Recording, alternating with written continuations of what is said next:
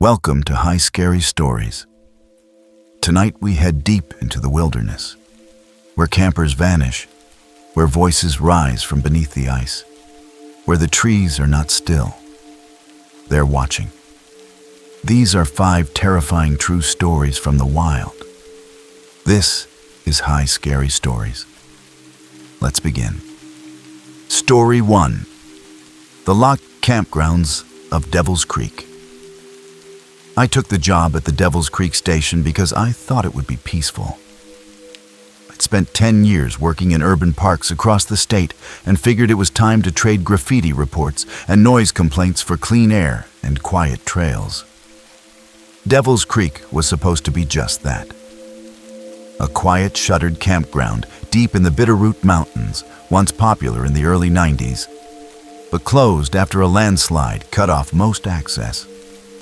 Since then, the land had become federal property again, off-limits to hikers and campers.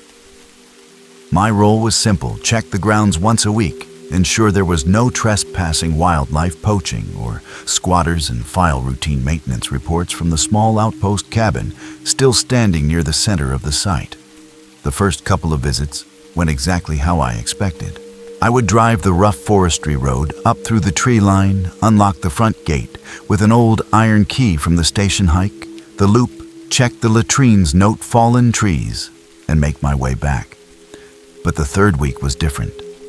The air was colder than usual, sharp in a way that made my teeth ache. I noticed the gate was already unlocked. At first, I figured maybe someone from forestry had come early and forgotten to log the visit. Still, I checked the trail logbook. No entries, no footprints in the gravel either. Just a strange silence that stretched too long between the calls of birds. I radioed in as usual, but got only static. The backup radio in the truck gave the same result. I should have left right then, but I didn't. I grabbed my backpack and flashlight and crossed the threshold into the campground loop. The deeper I walked, the less I could shake the feeling that something was off. It wasn't just the silence. It was the smell. It was too clean, too still, like the forest itself had been waiting for me. As I moved deeper into the loop, the trail felt unfamiliar, even though I had walked it twice before. The trees seemed closer together than I remembered, their trunks leaning inward slightly, like they were listening. The gravel path, which should have been clear, had patches of moss and pine needles that hadn't been there last week. I passed the first latrine, a wooden structure with the door slightly ajar, and noticed something odd. The handle was clean, too clean. Every other metal surface out here was dull with rust and grime, but this looked polished, almost new. I stepped inside to check for signs of recent use, and found the waste bin lined with a fresh black trash bag. I stood there staring at it. These were supposed to be sealed shut. No one was maintaining anything out here. I backed out slowly, eyes sweeping the trees.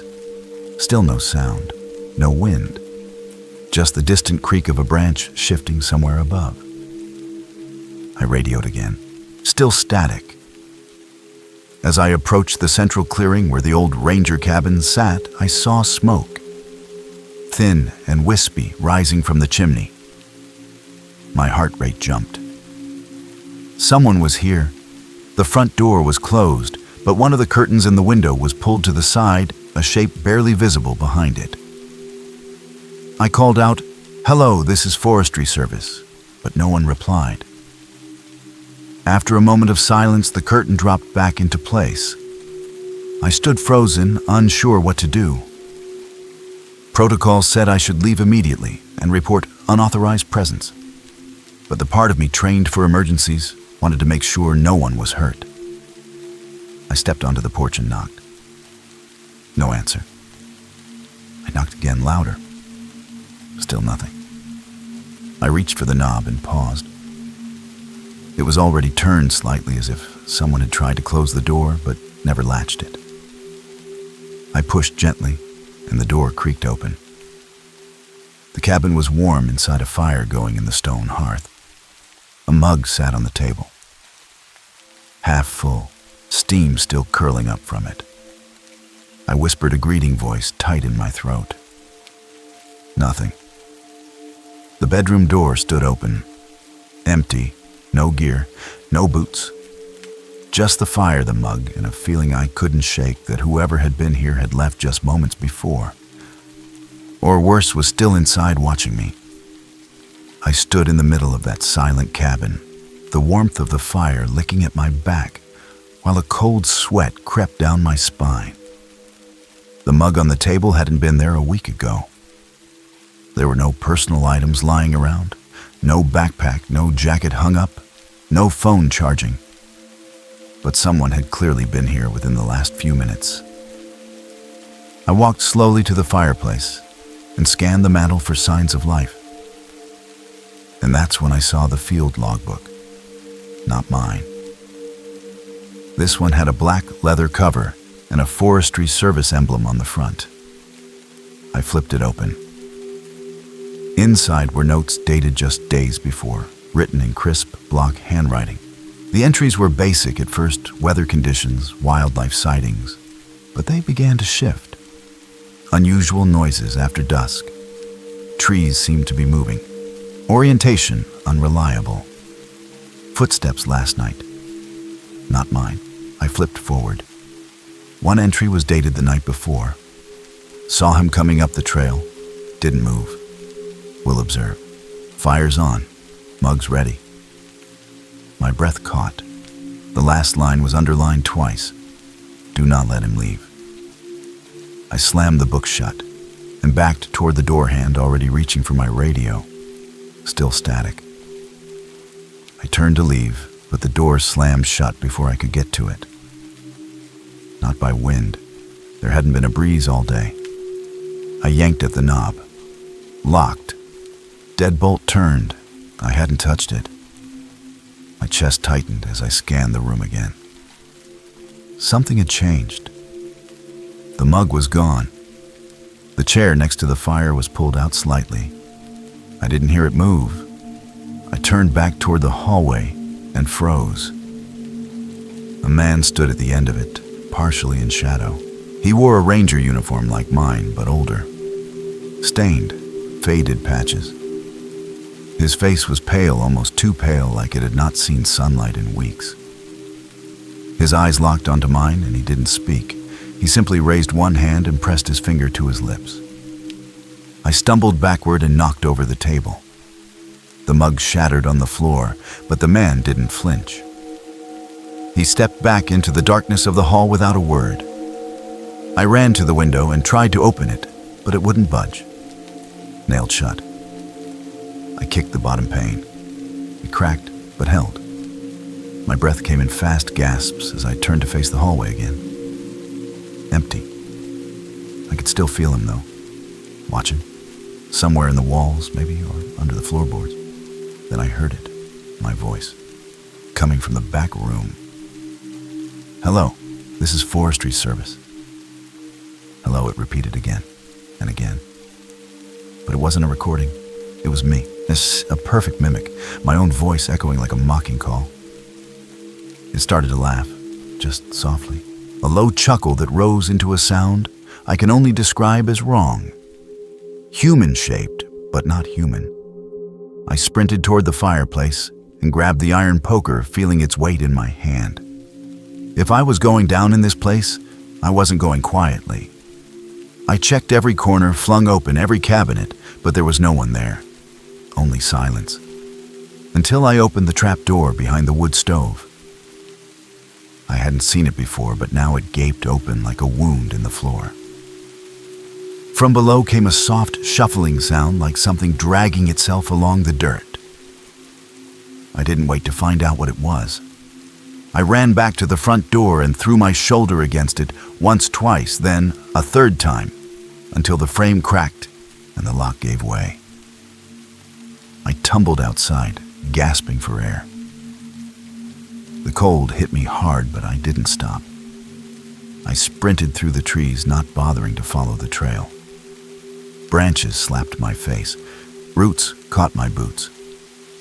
But I ran. I ran until the cabin was out of sight, and the only sound left was the thud of my heart against my ribs. Behind me, I swore I heard the front door creak open again. And footsteps. Not one pair. Two. I didn't stop running until the trees thinned, and I could see the faint glint of my truck's windshield through the branches. The sky had darkened without me realizing it, and a low mist was curling over the forest floor like smoke. My legs burned, lungs clawing for breath, but I pushed forward, stumbling over stones and roots, my boots slick with mud.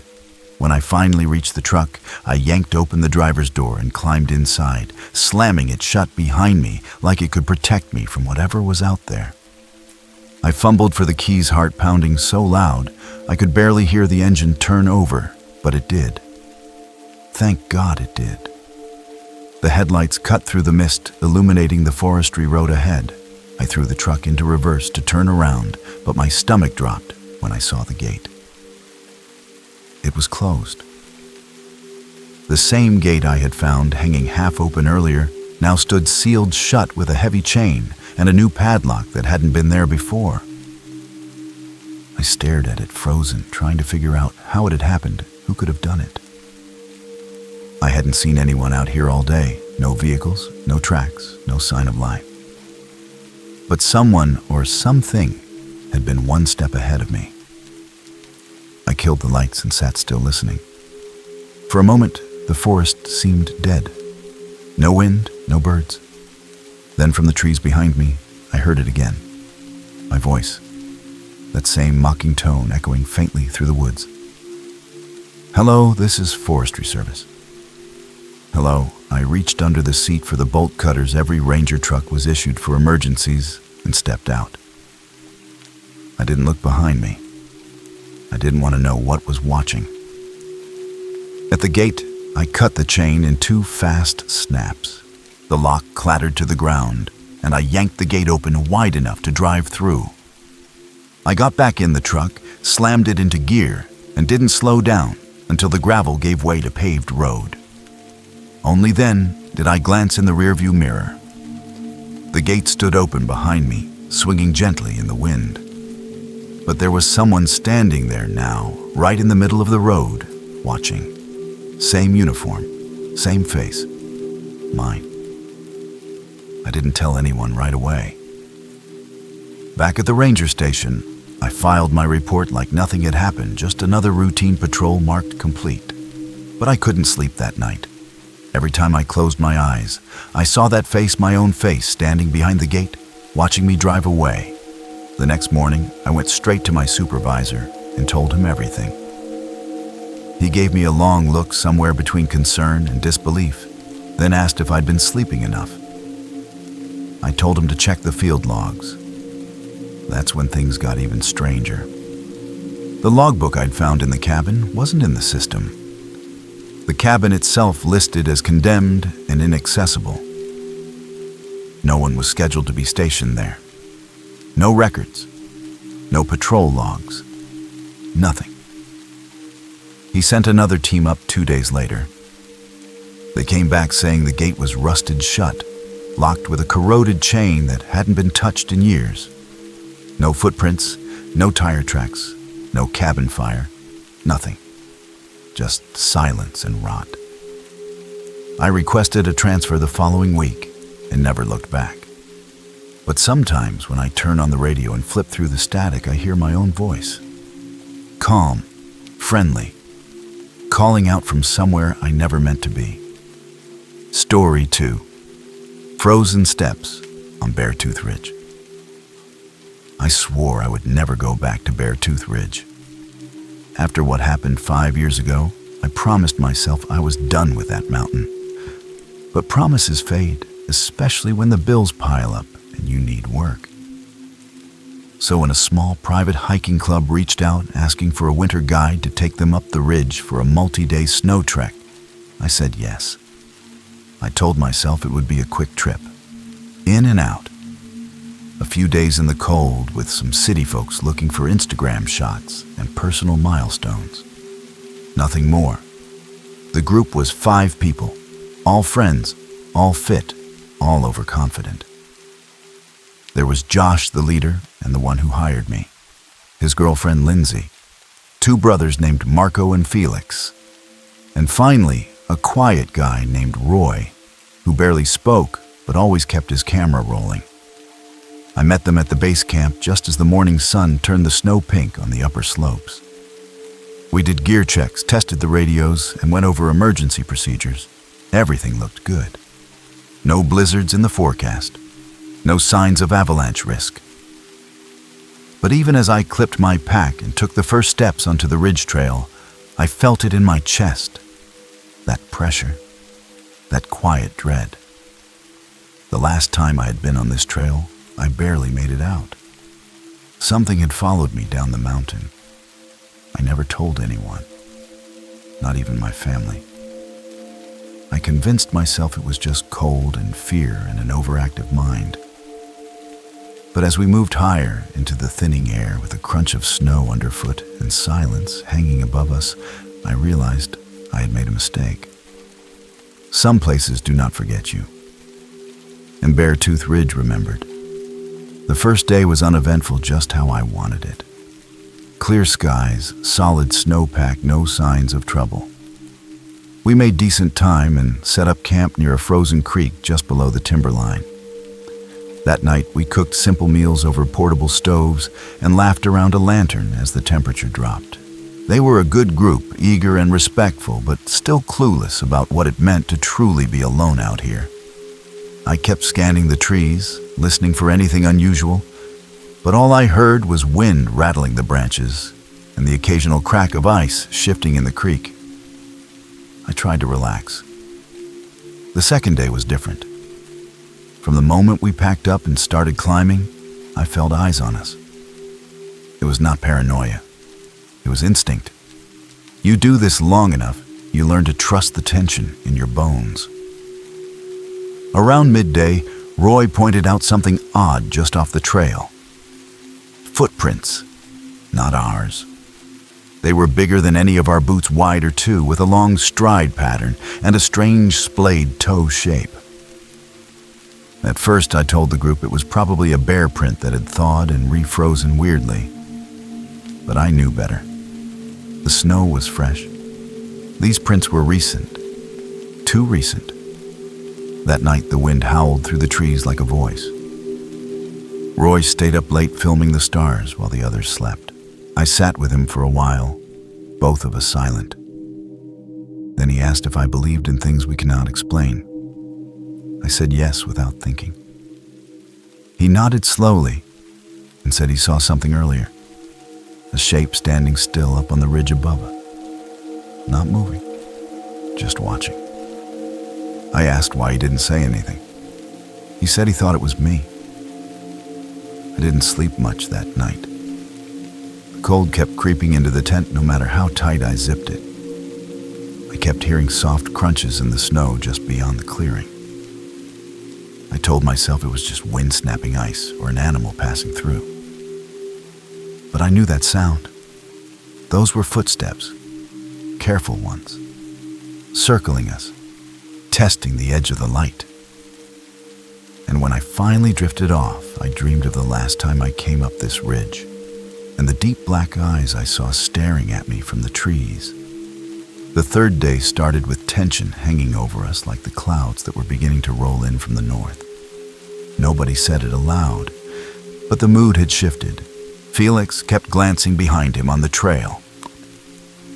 Lindsay stayed closer to Josh, her usual playful tone muted. Even Marco, the most energetic of the group, didn't joke around like he had before. Only Roy seemed unchanged, though I noticed he had stopped filming. His camera hung at his side battery full lens cap off, but he didn't lift it once. We had climbed high enough that the trees began to thin and the wind picked up speed. The snow deepened and the path narrowed, flanked by icy cliffs on one side and a steep drop on the other. Around noon, I stopped the group and suggested we take a break before the final push toward the high pass. Josh agreed, and the others began unpacking snacks, and sipping water. I moved a few paces away, just enough to clear my head, when I saw something that made my stomach tighten. At the edge of the trail, just beyond a drift of snow, was a partial footprint. Just the heel and 2 wide toes pressed deep into a patch of wind-blown powder.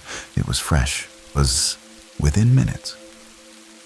I turned around to call the group back together, and that's when Roy screamed.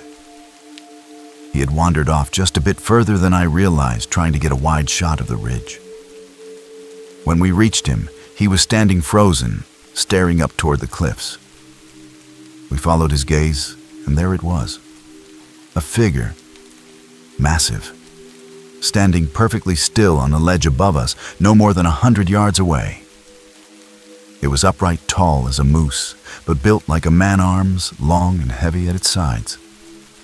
Its body was covered in dark hair that swayed with the wind, and even from that distance, I could see the shine of its eye.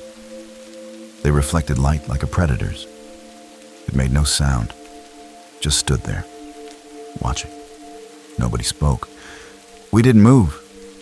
Not at first. Then slowly the creature tilted its head, the movement smooth and deliberate. That single gesture broke the silence. Josh whispered that we should leave now. I agreed, but before we could act, the thing stepped back into the tree line and vanished. We moved fast after that, too fast. I led them off the main path down a shortcut I hadn't used in years. One that would take us lower and hopefully away from whatever was tracking us. The trail was steep, icy, and full of switchbacks, but it was the fastest way off the mountain. As we hiked, I kept looking over my shoulder. I never saw it again directly, but I caught Flash's branches swaying without wind movement in the shadows, that same low hum in my chest that had haunted me before. As the afternoon faded, snow began to fall again, thick and heavy. We needed to make camp before dark, but there was nowhere safe. Eventually, I led them to a small plateau tucked between 2 rock walls. It was cramped, but at least we had cover. No one spoke as we pitched tents. Roy stood facing the woods the entire time, not moving. After we settled in, I sat with my back to a rock face, scanning the tree line. And that's when Roy finally spoke. Quiet, flat. He said he remembered this place. I looked at him confused, and he nodded slowly. He had seen it 2 years ago as a kid. He never told anyone either. Then he looked at me and said something that chilled me to the bone. It remembers us. The others were asleep when I took first watch. The snow had stopped, but the silence returned deeper than before. Not even wind. Then somewhere beyond the trees, I heard it. A long, low grunt. And the crunch of snow. Getting closer. I stood up slowly, careful not to make a sound, every nerve in my body stretched thin. The crunch of snow had stopped, but I knew it was out there just beyond the ring of darkness. I scanned the tree-line flashlight in hand, but didn't dare switch it on. Instead, I moved from tent to tent, waking the group in the whispers, telling them we had to move. Now.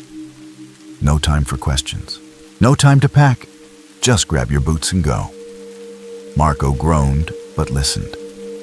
Josh helped Lindsay. Roy was already awake, standing at the edge of the clearing, eyes locked on the dark woods. We left the tents behind and followed the narrow path down the ridge, cutting through knee-deep snow in single file. I led Roy, took the rear. I could feel the cold sinking in, fast, the kind of cold that stings your lungs and numbs your thoughts.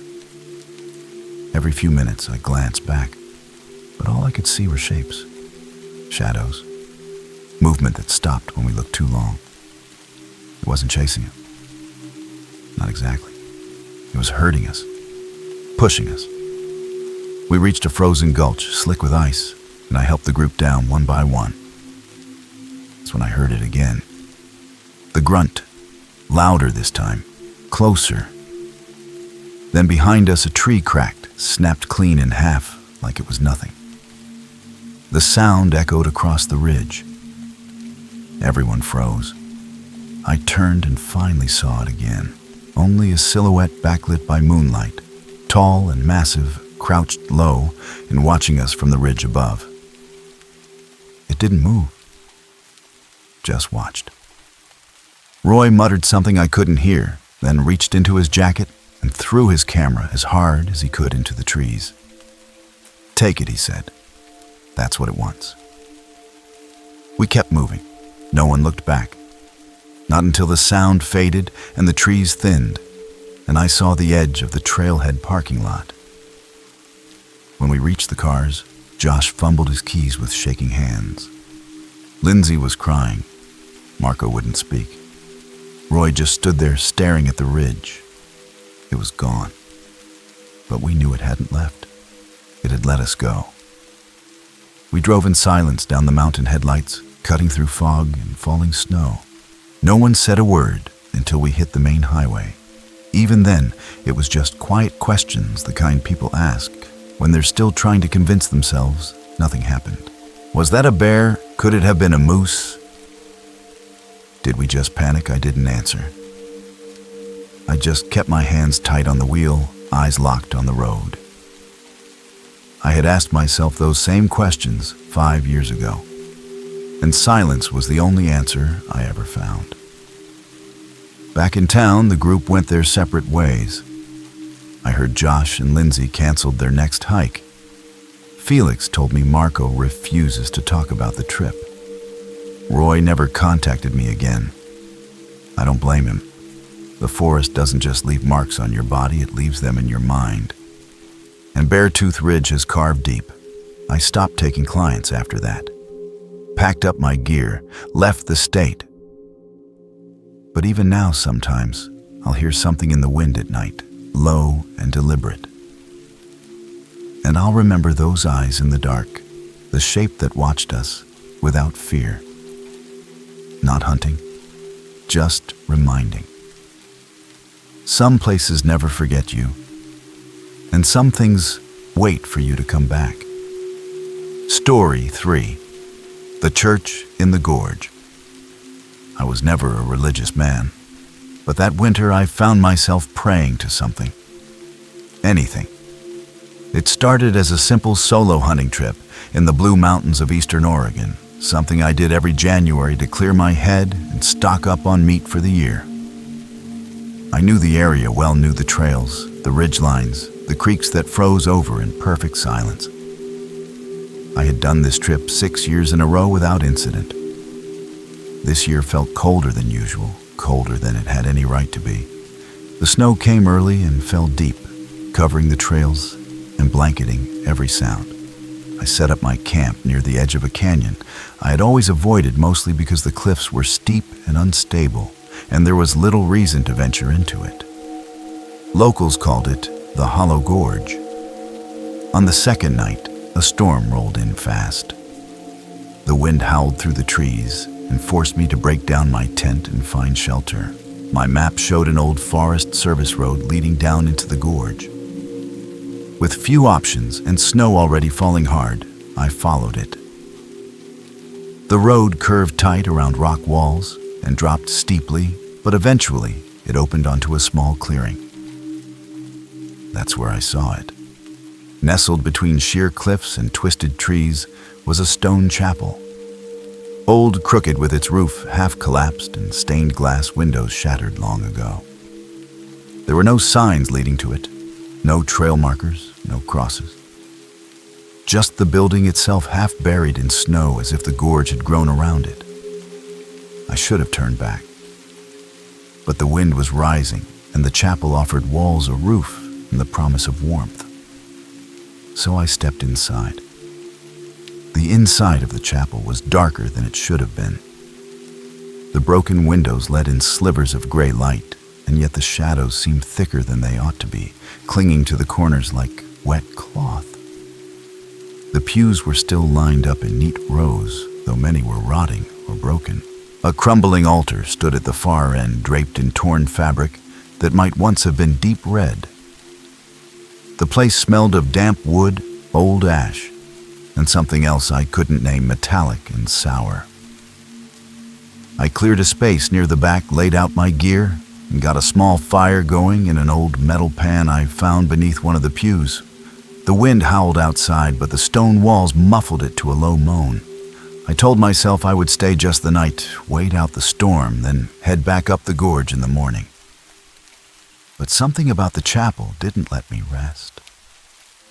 I kept hearing faint sounds beneath the wind, soft shuffling like footsteps in the snow, though no one could have followed me down that road. At one point, I stood and opened the front doors, shining my flashlight out into the clearing. Nothing. Just snow and stillness. But when I closed the doors again, I noticed something I had missed before. Along the walls of the chapel, carved into the stone in long looping lines, were names, hundreds of them. First names only, some modern, some ancient. No last names, no dates. Just names etched with careful, patient hands.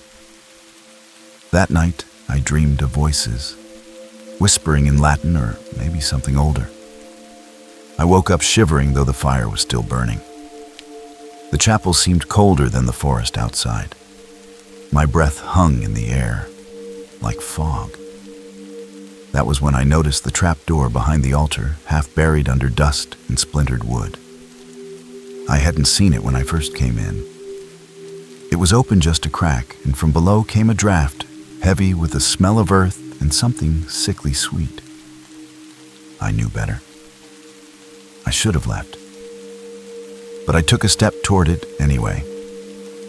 I crouched near the trapdoor flashlight, trembling slightly in my hand. The draft rising from below carried more than just cold. It carried something old and rotten like wet stone mixed with meat, left too long in the sun. I leaned in closer and thought I heard something. Breathing, faint and ragged. My mind told me it was just air movement from underground, maybe a hollow chamber or collapsed cellar. But my instincts were screaming that it wasn't the wind and it wasn't natural. I stood up fast and backed away, heart thudding, and for a few minutes I just stood there staring at that door, willing it to stay closed. Then I heard the latch click. It wasn't my imagination. Something down there had moved. I packed my gear quickly, desperate to leave. The storm was still raging outside, but I didn't care. I'd rather risk a blizzard than spend another minute in that place. As I crossed the chapel, I passed the altar, and that's when I noticed something else. The names on the wall there were new ones. One of them was mine. I hadn't seen it before. But there it was, scratched in shaky lines, just below the others, fresh enough that stone dust still clung to the letters. That was when I felt the chapel shift. Just a tiny tremble, like a breath drawn in. The candle I'd lit earlier flickered and went out. And then I heard the singing. It came from beneath the floorboards. Low, slow, a single voice echoing up from the trapdoor. It didn't sound human. Not exactly. There was something broken about it, like someone trying to imitate a hymn, but getting the tune just slightly wrong. The words weren't English, not Latin either. My skin went cold. I backed toward the entrance, fumbling with the latch. The door wouldn't open. The wood was swollen from the snow. I shoved against it harder and harder until finally the hinges gave with a crack and the door burst open into the white. Snow had piled high, outside nearly waist deep, but I forced myself through it, pushing into the storm. I didn't stop until I reached the edge of the clearing. That's when I looked back, and what I saw froze me in place. Figures were coming out of the chapel. Not people. They were tall and thin, dressed in tattered robes, their skin gray and stretched like paper left in the rain. They moved slowly, like they had not walked in centuries, and their eyes were hollow. Empty sockets that still somehow locked onto mine. One of them raised an arm and pointed at me. The others followed. They didn't chase me. They just watched. And from behind them, deep inside the chapel, the singing grew louder. I ran, tripped, got up, kept running. I didn't stop until I reached the forest road, until the chapel was lost behind the trees. The snow blinded me. I couldn't tell where I was going. At one point, I fell into a small ravine and had to crawl out on hands and knees. But I kept going. Hours passed, maybe more. Eventually, I found my old trail half covered by fresh snow and followed it back toward my truck. I collapsed inside with numb fingers and a burning in my lungs. I didn't even start the engine right away. I just sat there shaking, staring out at the woods. The storm began to ease, and I watched the snow fall gently across the windshield. I told myself I imagined it all. The trapdoor, the names, the song. But when I reached for my thermos in the passenger seat, I found something resting on top of it. A piece of cloth, red velvet, torn, just like the one that had been draped over the altar. I left it on the ground, started the engine and drove until I hit pavement in cell service. I didn't go back to the chapel. Not then. Not ever. But sometimes when snow falls just right and the wind turns strange, I hear that voice again, singing something I don't understand. And every time I check the mirror, I half expect to see someone behind me, watching, waiting, remembering my name. I drove for hours that night, never stopping, never looking back. The road twisted through the mountains, slick with ice and half covered in snow, but adrenaline kept my hand steady on the wheel. Every time I blinked, I saw those figures, the hollow faces, the way they moved, like they had never learned how to be human. And the singing god, the singing, still echoed faintly in my head, like it had soaked into my bones. I rolled down the window once, just to hear the real wind, to let the cold air slap my face and prove I was back in the world. It didn't help. When I finally reached the main highway, the sky had begun to lighten. I pulled into a gas station outside a small logging town, parked in the far corner of the lot, and just sat there. The snow on the windshield melted slowly, revealing my reflection in the glass. I didn't recognize the man staring back. My eyes looked hollow, my skin pale. I stepped out, went inside, and bought coffee I didn't drink. The clerk asked if I was okay. I told him I had gotten turned around in the gorge. He went quiet at the word, then gave a tight nod and told me most folks knew better than to go down that road. Said it like a warning, but also like a fact everyone accepted. Before leaving, I asked him if he knew anything about an old church built into the cliffs. His face went pale. He said his grandfather used to talk about it, claimed it was older than the town, older than the land itself. Said people used to go there during hard winters looking for warmth and answers. None of them came back the same. I didn't say anything more. Just walked back to the truck and drove away. That road out of the gorge has no signs, no markers, no trailhead. It disappears into the earth like it was never meant to be found.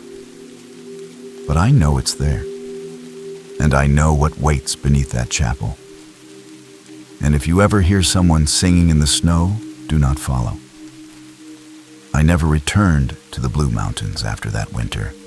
I sold my gear, canceled every hunting license I had, and moved to the coast where the trees are smaller and the snow doesn't fall as heavy. But no matter how far I went, the chapel stayed with me.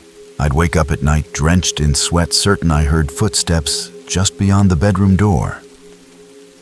Sometimes I'd find things in my apartment moved slightly out of place. Once I came home to find my name scratched faintly into the condensation on the bathroom mirror. I stopped sleeping with the lights off. A few months after the trip, I tried to research the area. Forest Service maps showed no structures in the gorge. Historical records were blank. I found one old blog post from a local hiker who mentioned hearing voices near the cliffs but dismissed it as wind. The post was deleted a week later. I've kept quiet ever since, knowing full well that most people wouldn't believe me. Maybe I wouldn't either if it hadn't left something behind. I still have that scrap of red velvet. I keep it sealed in a drawer I never open. I don't know why I haven't burned it. Maybe part of me knows it wouldn't matter. Some doors once opened never truly close. Story 4. The Howl Beneath the Ice. After my sister died in a car accident, I threw myself into work. The grief was too heavy and the silence in my apartment too loud. So when my company offered a volunteer slot on an extended field assignment in Antarctica, I signed up without blinking. I'm a systems engineer, mostly dealing with drilling rigs and sensor arrays for geological research. The station we were headed to sat on the edge of a remote ice shelf near Queen Maud Land, a place so far from civilization it didn't even feel like part of Earth. That was exactly what I needed. There were only 4 of us on the team. Dr. Helena Weiss, a glaciologist with more experience in ice than any person I had ever met. Pavel and Jonah, the drill operators, tough guys with quiet eyes and steady hands. And me, the one who kept everything running. Our job was to set up and manage a deep ice core drilling operation, pulling samples from hundreds of meters below the surface to study ancient air trapped in the layers. It was routine science. Cold, demanding, but safe. We landed in late November. Endless daylight. Wind that screamed like it had teeth. The ice stretched flat and white in all directions. Beautiful. Empty. For the first week, things went smoothly. We worked long hours, shared freeze-dried meals, laughed a little. Then on the 8th day, we drilled past 200 meters and hit something strange. The pressure dropped without warning. The ground shook slightly like something shifting below. That night, the sound began. A low moaning beneath the ice. Faint at first, almost musical. Helena said it was nothing, wind in the crevasses. But I saw the look in her eyes. It wasn't wind, and it wasn't supposed to be there. The moaning sound returned the next night, louder and longer than before. It pulsed up from the ice in waves, like a song rising through water. At first, we tried to rationalize it. Helena said it might be wind traveling through glacial tunnels. Pavel thought it could be pressure from meltwater shifting below the surface.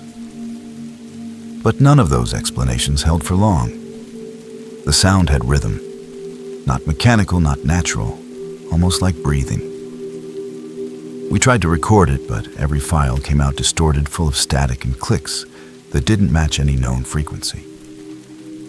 The nights became restless. Jonah started sleeping in his clothes boots on, clutching a flashlight like a weapon. Pavel, usually steady as stone, began to flinch at sudden noises. I caught Helena standing alone on the snow, late one evening, eyes fixed on the drill site, not moving. When I called to her, she didn't respond at first.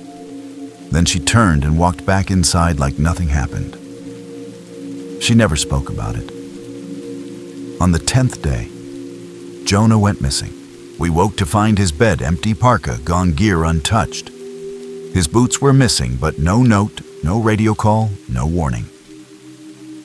We searched the area around the camp, scanning the endless white for any sign. Eventually, Pavel found his footprints leading toward the drill site. Just one set. No return trail. They stopped 20 feet from the rig and vanished. No blood, no drag marks, no sign of a fall. Just gone.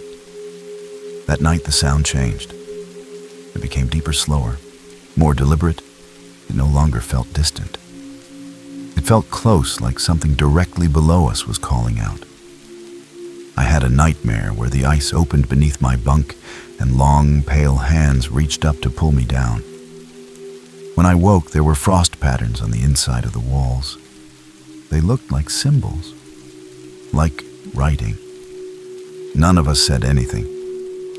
We just sat around the breakfast table the next morning in silence, listening, waiting. And when the next drill reading came in, Helena's face went pale. Something below had moved, a shift in the ice. Not a crack, a cavity, a chamber, growing. We should have stopped drilling. We all knew it. But none of us said it out loud. Maybe we were too afraid of breaking the silence, or maybe it was the pull of curiosity stronger than fear. Helena insisted we push the drill deeper. She said we were close to a breakthrough, that the cavity we had detected could hold thousands of years of undisturbed data. But she never looked any of us in the eye when she spoke. Her voice had lost its edge. It was softer now, distant, as if she were speaking from far away. The next morning, the drill reached 300 meters. The core sample came up warm, not hot, just not frozen. Impossible given the depth and conditions. It dripped red liquid onto the snow, staining it like blood. Helena took it into the lab without a word. Pavel and I stood outside staring at the drill. The moaning had stopped. For the first time in days, there was no sound beneath our feet, no vibration in the walls, no pressure in the air. It was worse than before. Silence meant whatever was below us was listening. That night, we heard the scream. It came from beneath the station, from deep underground. It was inhuman, long and ragged like metal, tearing against metal, but alive, full of pain or hunger or both. The lights in the station flickered. The heaters shut off for 10 seconds, and in that brief moment, the cold rushed in like a living thing. I could see my breath come out sharp and fast. Helena collapsed to the floor, clutching her ears, muttering something over and over in a language none of us recognized. Pavel tried to reset the generators while I dragged Helena to her bunk. Her hands were shaking. Her eyes were bloodshot. She grabbed my arm and whispered, "It knows we're here." Then she pointed to her notebook. On the page, she had drawn a spiral. Endless, curling in on itself, black ink dug deep into the paper. I flipped through the pages, all of them were the same spiral. No words, no numbers. Just that shape over and over again. An hour later, the moaning returned, but now it was above us, around us, as if the sound had moved up through the ice and was circling the station. The structure creaked with each gust, though there was no wind. The temperature dropped again. Alarms on the thermal sensors began to ping. Something outside was giving off heat. Pavel went to check the generator hut. He said it would only take a few minutes. He never came back. I found the door half open, his coat still hanging on the hook inside. His boots were there, but he was gone. The snow around the hut was untouched. No prints, no drag marks. Just the faint trace of something melted into the ground, like a slow ripple radiating from where he had stood. I tried to call for help. No response. The satellite link was dead. I barricaded the doors, dragged a cot into the comms room, and sat with Helena, who hadn't moved in hours. Her breathing was shallow, her eyes half open. I kept thinking about the core sample, the warmth, the red liquid. I went back to the lab to check it, and what I found made me stumble backward. The vial was empty. The sample was gone. The inside of the container was coated in frost, shaped like tiny reaching fingers. On the wall above the workbench, something had been carved into the metal. Letters shaky and deep. We opened it. I stood there for a long time, listening to the groaning of the ice, the scratching in the walls, and something else. Breathing. Not Helena's, not mine. From beneath the floor, slow, measured, waiting. And then the lights went out. I couldn't see anything at first. Just darkness and the sound of my own breath, too fast, too loud. clouding in the cold air. The emergency lights should have kicked in, but they didn't. The backup generator stayed silent. I fumbled for the flashlight, clipped to my belt, turned it on, and the weak beam flickered across the room. Helena was gone. Her cot was empty, the blanket still warm. I whispered her name, but no answer came. The only sound was that slow, deliberate breathing rising from beneath the floorboards. Not wind, not pipes. Breathing, patient, close. I knew I had to get out. I grabbed my parka, yanked open the door, and stepped into a night that no longer felt like it belonged to Earth. The snow had stopped falling. The sky was clear. But the air was wrong. Too still. Too heavy. As if everything around me was holding its breath. I ran toward the drill site, knowing the snowcat was parked nearby. The ice beneath my boots groaned with every step. Behind me, I heard the moaning again, but now it came from everywhere at once. Above, below, all around. It pressed against my skull like pressure before a storm. When I reached the snowcat, the windshield was shattered. Claw marks scored the frame. Deep wide, like something massive had dragged its hand across it. I didn't stop. I dove inside, turned the key, the engine coughed to life. I slammed it into gear and drove. I didn't care about gear, about protocol, about who I left behind. I just drove. As the station disappeared into the dark behind me, I saw something rise on the horizon. A shape impossibly tall, moving with the slowness of glaciers, its limbs flowing like smoke. It watched me. I know it did. But it didn't follow. Because it didn't need to. It knew I would carry it with me. I made it to the coastal base 12 hours later, half frozen, shaking, incoherent. They thought I was suffering from exposure and trauma. Maybe I was.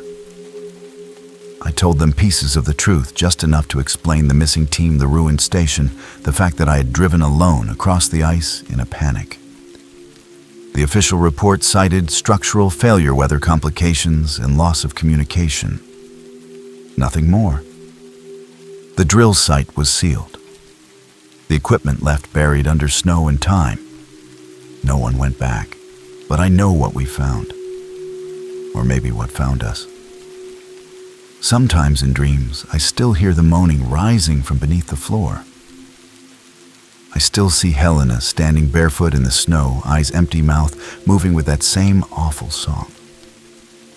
I've tried to move on, to forget, but I can't. Because the ice remembers. And whatever we woke beneath it was not sleeping. It was waiting. There are days I feel warmth beneath my feet, even in the coldest cities. Nights when I hear breathing through the vents. And sometimes when the air turns still and the lights flicker, I swear I hear scratching beneath the floorboards. Like something is still digging its way up. And it knows my name. Story 5. The Hollow Pines. I transferred to the Three Sisters region in Central Oregon, thinking it would be a quiet assignment. After years of wildfire response and high-stress fieldwork, I needed something slower, something less life-threatening. The ranger station I was assigned to sat near a large, heavily wooded section of protected land called Hollow Pines. Locals gave it that name years ago, though no one could tell me why. The trees there were taller than average, their trunks dark and smooth, their bark strangely quiet underfoot. Unlike most forests I'd worked in, Hollow Pines never echoed. Even bird song felt distant, like it was afraid to reach too far between the branches. The official reason for my presence was to investigate a series of disappearances. 4 solo campers had gone missing in the last year. All of them experienced hikers. All of them vanished within the boundaries of Hollow Pines. No signs of struggle. No equipment left behind. Just empty campsites. And in one case, a single shoe found miles from any trail. The The sheriff's office gave up after the second case. My office decided to send a quiet presence to monitor the area. That was me. At first, it was routine. Long patrols through dense undergrowth, radio check-ins, trail maintenance. I never saw anything unusual, but I noticed patterns. Certain groves where animals never went. Trees that leaned slightly in the same direction despite no wind. And prints. Faint boot tracks deep in the woods, always alone, always leading in, but never out. Still, I told myself it was just nerves. Isolation can do strange things to your thoughts. But that changed on the seventh night when I saw the trees move. Not sway, not shift in the wind. Move, as if they had somewhere to go. At first, I thought it was a trick of the moonlight. The tall trunks swaying unnaturally, bending not with the breeze, but with intent. I watched from my cabin window, frozen in place, as a cluster of pines near the far edge of the clearing shifted inward, almost leaning toward each other, like they were sharing a secret. Then slowly, they leaned back, perfectly still again. I waited for a wind to explain it, for the low rush through the trees or a gust against the cabin.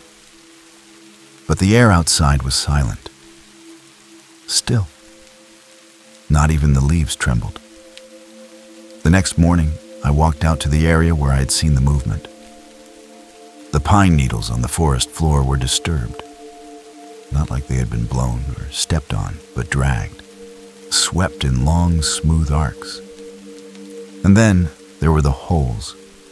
Perfect round impressions in the soil, like the trees had lifted and stepped. I found no roots, no exposed bark, just deep indentations that ended suddenly as if something had walked and then vanished. I began to notice other things over the next few days. My trail cameras glitched or stopped working entirely within the hollow pines boundary. Batteries drained overnight. One camera mounted 10 feet off the ground disappeared without a trace.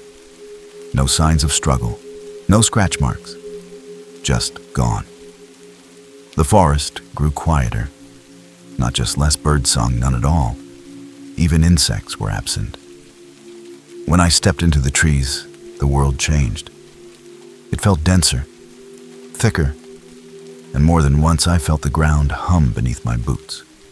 Faint, subtle, like something deep below was shifting in its sleep. Then came the fog. It rolled in one afternoon, thick and yellow-gray, not matching any pattern I had seen before. It hugged the tree line, but never crossed into the open field near the station. I stood at the edge of it for nearly half an hour, watching, listening. Something inside that fog was breathing, slow and deep. I could not see what it was, but I knew it was watching and waiting, and that I had stayed in hollow pines too long. The fog thickened by nightfall, pressing against the cabin windows like a living thing. I bolted the door, turned off every light, and sat in the center of the room with my flashlight gripped tight, listening. Outside, the breathing continued, slow, rhythmic, impossibly deep. Not mechanical, not wind. It felt older than that. It wasn't just one source either. The sound moved, it circled. Sometimes close, just outside the walls. Other times farther off, as if whatever it belonged to was pacing the perimeter of the clearing. I didn't sleep that night. I barely moved. By morning, the fog had receded, but not fully. It clung to the ground like wet wool, low and crawling. I stepped outside, rifle slung over my shoulder, and started down the trail that led to the West Ridge, a place I had avoided until now. If something was happening out here, I needed to know what it was. The air was cold, far colder than it should have been for that time of year. Every breath stung. The trees loomed over me, their trunks unnaturally tall, bark too smooth, too uniform. As I moved deeper, I noticed something else. The trees were shifting again, not swaying, not creaking. They were repositioning, as if adjusting their stance. opening a path. I followed. The trail bent in ways it never had before. I knew these woods, knew them well enough to sense when the terrain changed. The trees had moved to form new corridors, narrow, controlled, leading me somewhere. I should have turned back, but I didn't. I walked for nearly an hour until I reached a small clearing I had never seen on any map. The ground was covered in ash. No grass, no underbrush, just scorched soil and a ring of pine trees standing so close together their branches touched, forming a perfect circle. In the center stood a man, or something shaped like a man. He was tall, impossibly thin, and draped in forest green. His skin, if it was skin, looked like bark. His eyes were empty sockets filled with swirling black. He did not move, did not speak. But I heard him anyway, his voice inside my head. Cold, ancient, not in words, but in images. I saw roots curling through bodies, trees feeding on blood, hikers swallowed whole beneath the forest floor. I saw the other missing campers alive, but not. Faces frozen in terror, mouths stretched wide in a silent scream as vines threaded through their ribs. Buried upright beneath the soil, their heads just below the surface. I stumbled back, heart pounding, the rifle slipping from my hands. The trees behind me had closed. No path out. Only the ring. Only him. The bark man raised one arm and the trees responded. They creaked and leaned forward, their trunks bending inward like they were bowing to him. The forest groaned as roots split the soil, reaching for my boots. I turned and ran, ducking under branches that hadn't been there before, tripping over roots that moved beneath my feet. I do not remember how I got back. I only remember bursting into the clearing near the station, my chest burning, blood running from a cut across my forehead. The fog was gone. The trees stood still, silent, waiting. I rushed into the cabin, locked the doors, and sat trembling until morning. When I went back the next day, because of course I went back, the path to that clearing was gone, completely vanished. No trail, no bend in the woods, just thick pine and undergrowth, untouched and undisturbed. I searched for hours, found nothing, but the footprints were still there. Just one set, leading in, none leading out. I spent the next 2 days packing. I filed a vague incident report with the forestry office, citing unsafe conditions and psychological fatigue. They accepted it without question, almost like they had heard it before. Maybe they had. I didn't care. I just wanted out. I avoided the woods, completely refusing to step beyond the clearing around the cabin. Even during the day, I kept my rifle close and slept in short, twitching bursts with every light on. The forest never pressed close again, not physically. But I could feel it watching, waiting. It no longer needed to chase me. It knew I was already leaving. On my final morning, the fog returned, thicker than ever, like a wall of wet wool blanketing the station. I couldn't see 10 feet ahead as I loaded the last of my gear into the truck. The forest stood perfectly still. No birds, no wind, just silence. I turned the key and the engine started without hesitation. That comforted me more than it should have. As I pulled out of the lot, I didn't look back. I didn't need to. I already knew what I would see. But just before the curve that led down the main service road, I glanced in the mirror. Something stood at the edge of the fog where the pines began. It was tall, thin, arms too long, skin like bark, watching. The trees around it leaned inward slightly, like they were listening. I pressed the gas harder and didn't stop until I hit pavement. That night in a motel far from the woods, I opened my backpack to grab my wallet and found a pine needle inside. Long, black, too straight to be natural. It hadn't been there before. I stared at it for a long time, then flushed it down the sink. But as the water spiraled away, I swore I heard it again. Breathing, not mine, not human, just beyond the wall, slow and patient, as if it had followed me. Or worse, let me go. I never returned to Hollow Pines. I resigned from the Forestry Service 2 weeks later, packed up what little I owned, and moved inland to a town where the trees are short and the sky feels wider. I tried to tell myself it was just stress isolation tricks of the mind. But I know better. I've seen what the forest hides when it thinks no one is watching. I've felt the ground move like breath, seen trees step without leaving prints, and heard a voice without a mouth whisper into my thoughts. I've seen what happens to those who stay too long. The official reports list the disappearances as unresolved. Wildlife encounters, accidents. One file even suggests voluntary disappearance, like these people simply walked away from their lives. But I know where they are. They're still there, beneath the soil, part of something older than any map, older than the roots that hold the mountains still. Sometimes on windless nights, I wake to the sound of rustling leaves outside my window. My new home has no tall trees, but the sound is always there. Whispering, breathing, remembering. I left Hollow Pines, but deep down I know I didn't escape it. It let me go. So I could remember. Thank you for venturing into the darkness with us. If these stories sent chills down your spine, don't keep the fear to yourself.